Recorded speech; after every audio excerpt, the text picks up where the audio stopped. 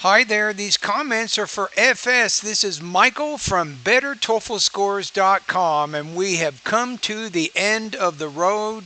I'm listening to your final speaking practice test in your course, and tomorrow I think you're doing the pronunciation post test. Let's take a look at what you wrote here.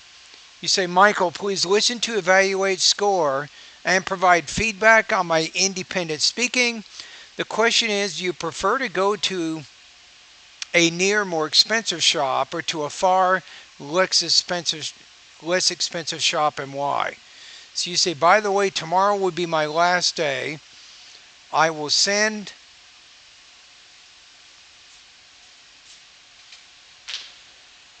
the post test for your pronunciation.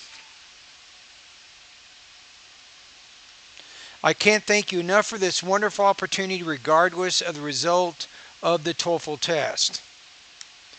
I feel like now I'm a more confident speaker because of your help, and that's good. And you have practiced a lot.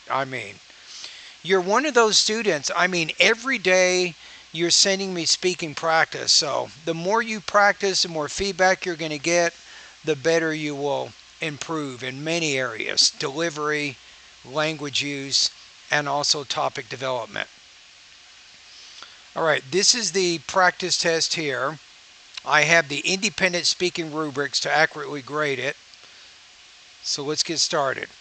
Let me listen to the whole thing once, then I will give you comments a second time. One of the reasons I prefer to go to a near shop instead of going to a far shop, even though the shop is more expensive, is because it allows me to save time. For example, Now, wait a minute. Well, okay, I'll listen to it I again in a used to minute. go to a far shop called Costco. It took me around 1 hour to get there and 1 hour to get back from there. However, when I switched to a new shop called Walmart, I was able to save these 2 hours and spend them with my family. Good. I like the specificity there. In addition to saving time, these near shops are also more convenient for me. For instance, last weekend I bought a box of snacks for my kids, for school, but they didn't like it. So because I got it from a near shop, I was able to exchange that box. Yeah, you might say I was able to go to a near shop without having to travel very far or something. Okay. I think you've come a long ways. I'm going to say you're 25 to 27 on this speaking practice test. Let me listen to it one more time. One of the reasons I prefer to go to a near shop I would probably just say I prefer a near shop rather than a far shop because instead of going to a far shop, even though the shop is more expensive, is because it allows me to I wouldn't say it's because. Just put because. I prefer going to near shops because there's no reason to say it is because or it's because. I would just eliminate it, connect those two. You don't need two separate sentences there. So you want to show that syntactic variety and also by being as concise as you save can. time. For example, I used to go to a flower shop called Costco. It took me around 1 hour to get there and one Okay. hour to get back from there. However, when I switched to a new shop called Walmart, I was able to save these Yeah, I like two that. hours and spend them with my family. I was able to say I was able to save these 2 hours, let's see, or those 2 hours, let's see. Hours and spend them with my family. These 2 Walmart, I was able to save these 2 hours. I, I would probably say I was able to save those. You're referring to something in discourse distance a little bit far from what you're talking about now. So I was able to take those or save those 2 hours. Hours and spend them with my family. Good. I like how you connect that idea to a personal experience, which is spending time with your In family. addition to saving time, these near In addition to saving time, that's a good transition word. I like it. So you're referring back to what you've already said, and you're now introducing the new topic. So that's always a good strategy to connect old and new information together.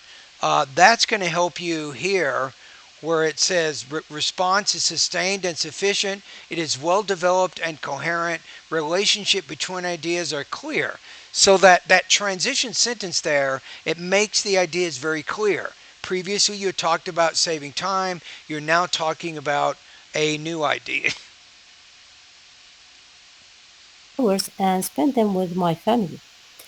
In addition to saving time, these near shops are also more convenient for me.